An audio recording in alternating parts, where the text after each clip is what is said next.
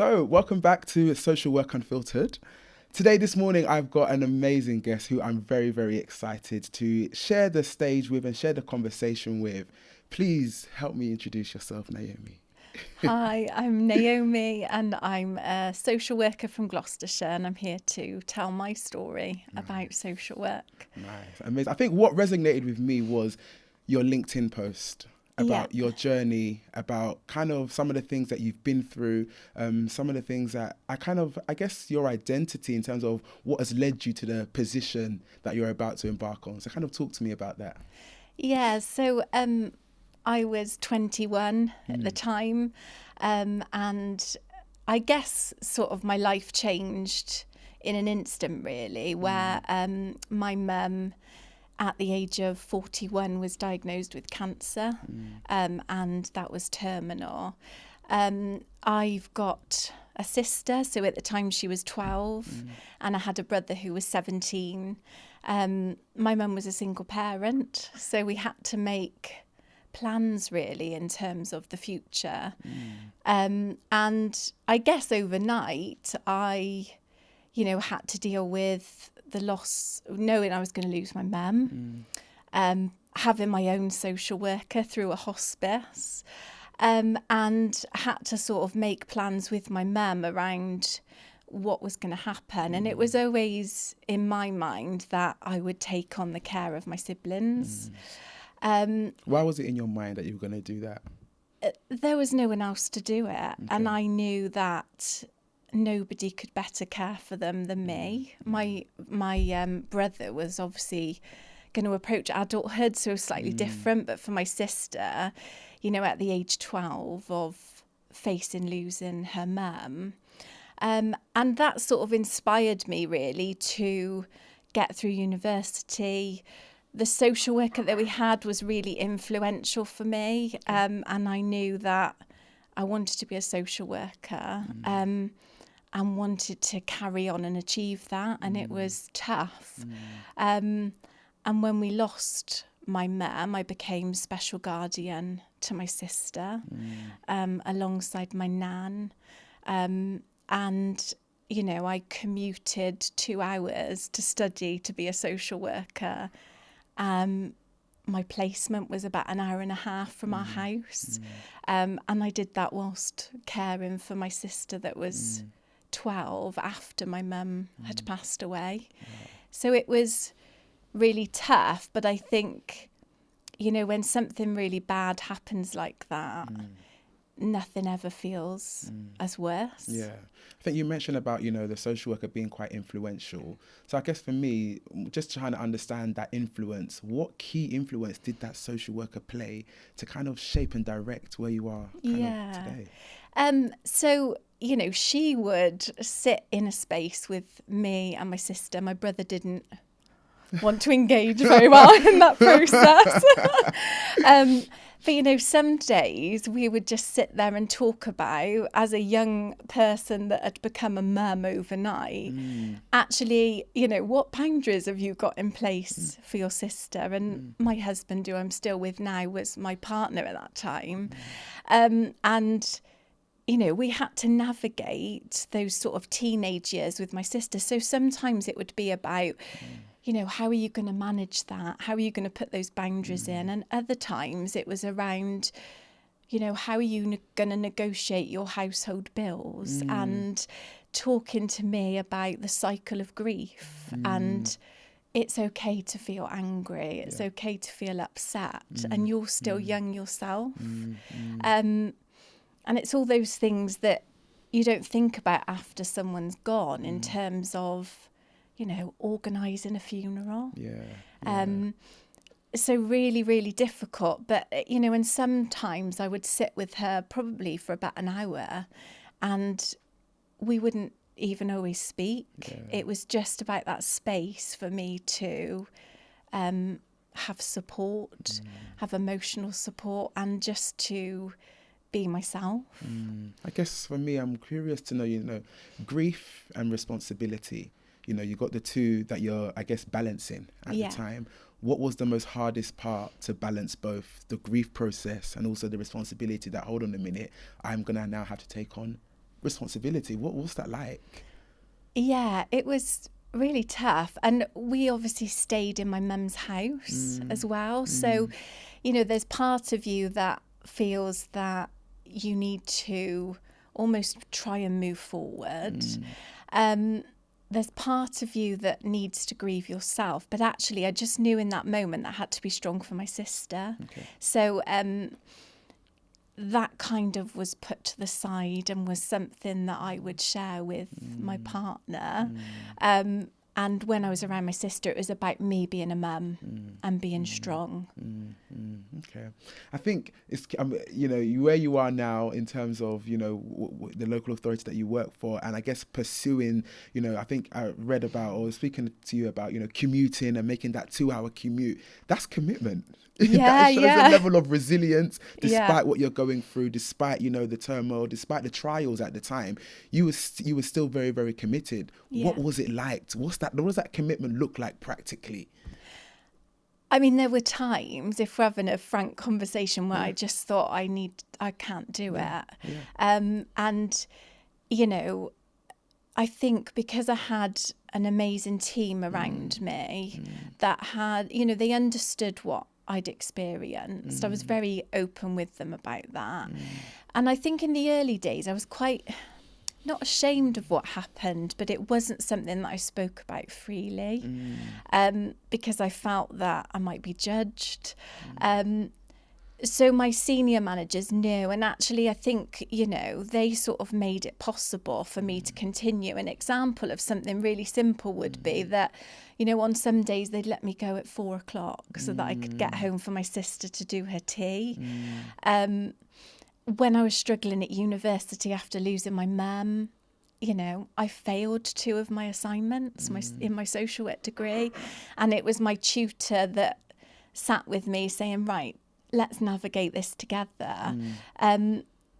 But I come from a family of quite strong women, and they do not give up.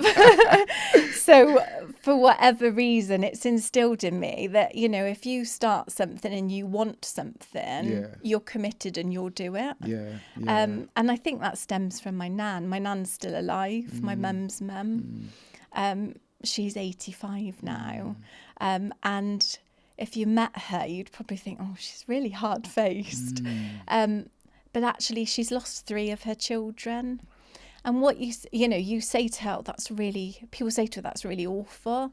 And what she would say is, I was really lucky that I had them. Wow. So, you know, that's sort of the family that I've grown up within, that you don't give up.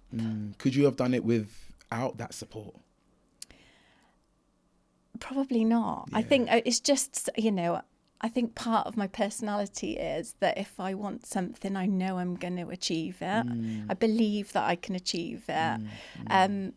And, you know, my mum worked 7 days a week to look after us and to keep the house going and all of those things. So I think that gives a bit of an insight, I guess, into some of the women that I've been surrounded by in my life. Yeah, I think that's amazing. I think, you know, for me, my capacity, I meet a lot of different social workers, a lot of different people in the profession who have been through many different experiences. And I always say, to be a not real social worker, but to be in this profession, we have to be able to connect. Yeah. We have to be able to show our humanistic side, who we are, kind of thing. You know, I always talk about being your true, authentic self in the workplace and what that kind of looks like. But I think from what I'd like to know a bit more, I guess, from your perspective, how is it like being your, I guess, true self in the workplace? What does that look like practically for you? So I think I'm really open now. I think when I first started... Were you before? Probably not when I first qualified as a social worker. I think I was quite closed. And, you know, I was a 22-year-old social worker knocking on families' doors. And they're saying to me, what experience have you got to come and talk to me? Exactly. And, you know, there were so many times where I was thinking, if only you knew. You know, I've got... Well, she was 13. I've got a 13-year-old at home. So, yeah, I do know. But, you know, in that moment, it's not about me. It's about helping them. But I think that, you know, there were some families on my journey where actually that gave a connection because you know, I understood that life is really tough. Yeah. And I think life experience speaks for a lot. And I knew that I had that life experience, even though I looked really young. And, you know, like I've said, nothing is as bad as that in my mind. So Naomi, tell me a time where self-doubt felt the loudest for you, and how did you manage that? I mean, you always have self-doubt 100%. To some degree, don't you? And I think, you know, even when I went for the assistant director job that I'm moving into. Congratulations, by the way. Thank you. It wasn't ever the plan, but thanks. There's always that imposter syndrome, isn't there, where you think, oh, I don't know if I can do this. But like I said, I think when I was at university and when I first qualified, and it was really tough, and I had lots of travel and, you know, really missed my mum, that's probably when I had my most self-doubt. But, you know, she said to me, I'm really proud of you. Whatever you do, don't give up on your social work degree. Whatever happens, you know, that's something that you really want and you need to do it. So I think that became my motivation, that I wasn't going to give up. I mean, it sounds like family's quite important to you. I'm wondering what legacy you'd want to leave for your children. I mean, I guess I want them to know they can achieve anything. So, you know, I've obviously got a daughter and a son. Both myself and my husband are really hardworking. And, you know, the life that they've got is because of how hard we work. So for me, it's about, you know, if you work hard, you know, even if you're not the most academic, because I'm not academic, but I was determined. And I think that, you know, needs to be a driver. So I would want them to try their best at everything and really believe that they can do anything they want to. It's quite powerful, actually. Do you see yourself in any of the children? Probably my daughter. Very strong-willed. Strong-willed. I love that. So even though the characteristics of who we are, like I said again, you know, we are human, we bring ourselves to the workplace. The social work profession in the state, or in the state that it's in today, I'm not saying necessarily it's a bad state or a good state, but in the current state or position social work profession is today, what are your thoughts on the profession at the moment? I mean, and be as candid as open as possible. It's changed considerably, I think, since, you know, I'm 40 now, so it's changed a lot since I qualified. I think it's tough, really tough. You know, social media is amazing, but actually sometimes that's really difficult for social workers to navigate. There are lots of, you know, press and news articles that are really negative. But actually what has remained is social workers are really compassionate, really supportive of each other, and genuinely do want to make a difference. And I think that's why, you know, if I think about my career, I've stayed in frontline child protection. For the last 2 years, I've been in children with disability, but actually that's kept me in terms of wanting to make a difference. Do you think those views are expressed or shared by the colleagues that you work with, or the space that you find yourself in? I think, you know, Gloucestershire is incredibly supportive, and I think that, you know, when you're at work, it's okay to say, actually, I've had a really bad day. And I think part of what I want to achieve as a leader is that people feel that I am supportive, I am approachable. And, you know, even now, moving through the position that I'm going into, I'm no different. At my core, I'm a social worker. So actually, if there's a child at risk or a child needs a visit, I'm going out. And I don't think everybody that moves into leadership positions has that ethos. Yes, I agree.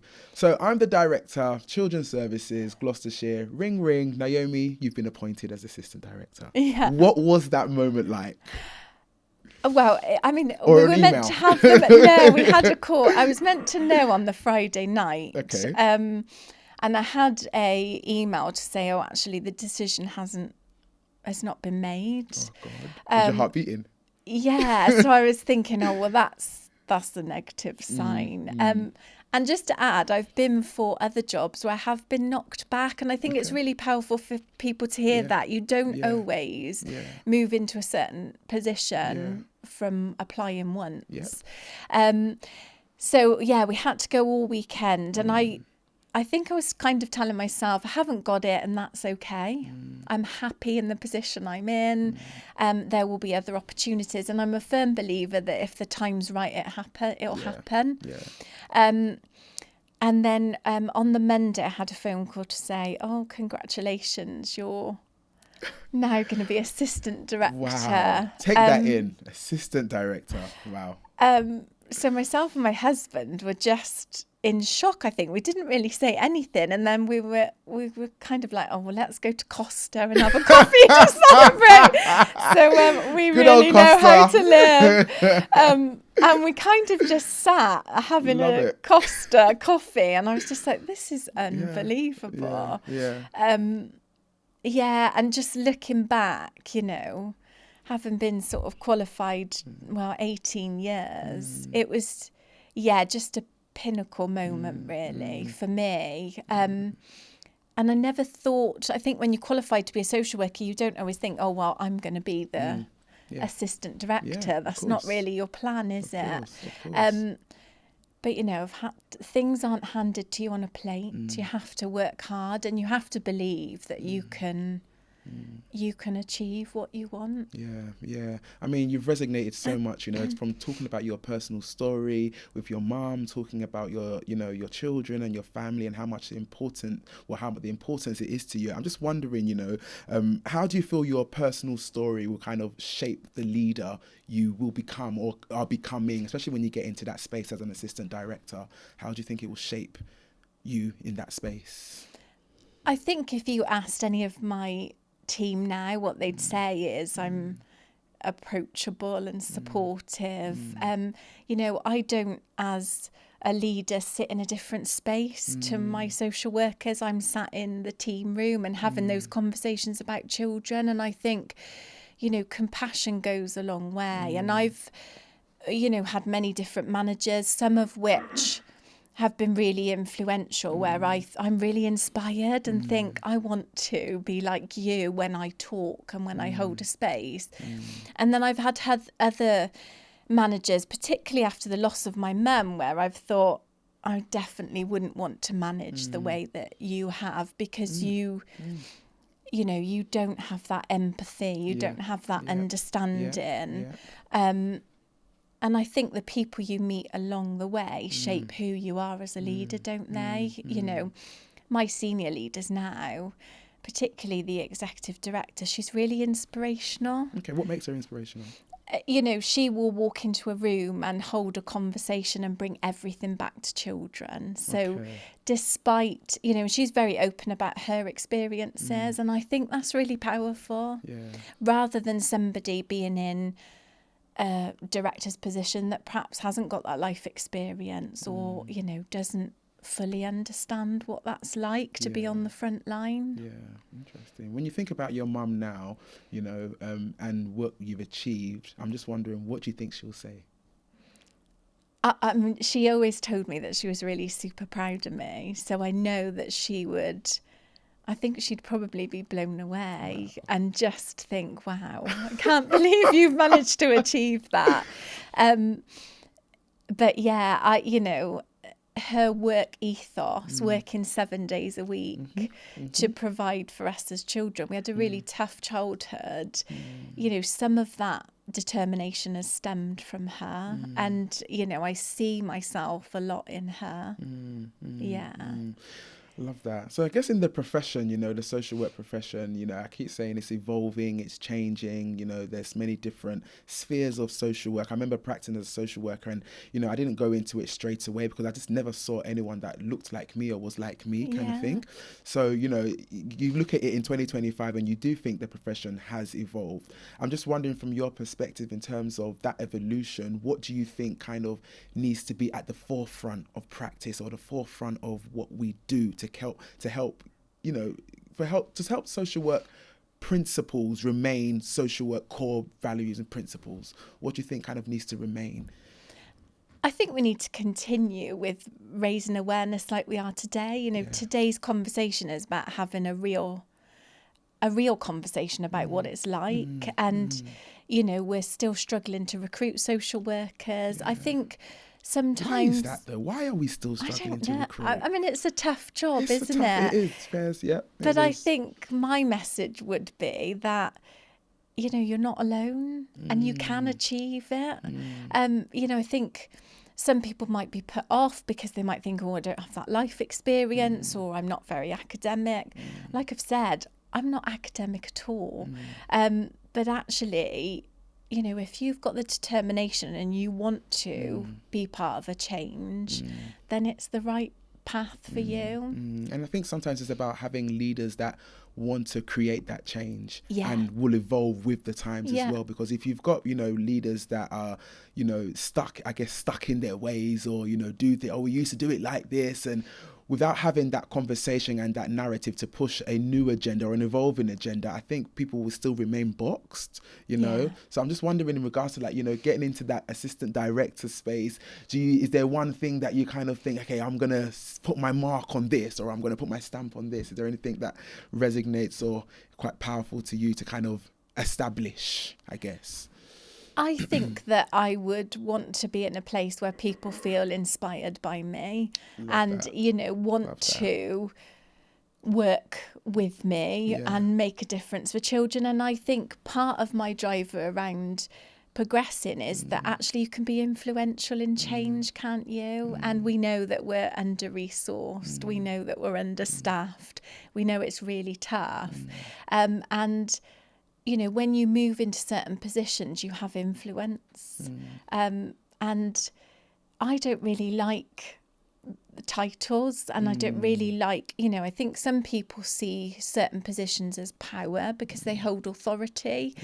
I don't like that. You know, I'm almost a little bit embarrassed sometimes when I say, oh, assistant director. But actually what I do see in that role is you can be part of changing the future of social work and having influence over that. And that's really, really key, isn't it?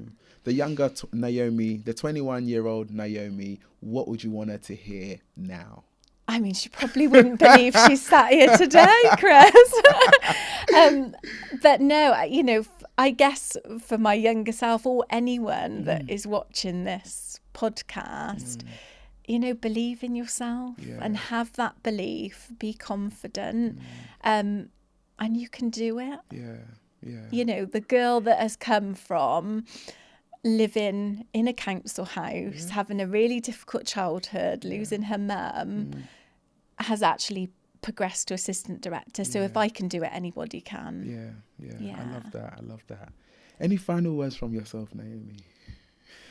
No, I don't think so. No. Thank you. Well, it's been a pleasure much to have this conversation with you, you know, and I do wish you all the best. You know, I think spirit recognizes spirit, and I think you'll just be amazing in that position. Thank you. You know, your story is very, very impactful, who you are and what you've become today. You know, like I was saying, you know, your family and the systems that you've created to become, you know, who you are today. So it's been powerful, and I really, really appreciate having you here today. Thank you, Chris. So thanks.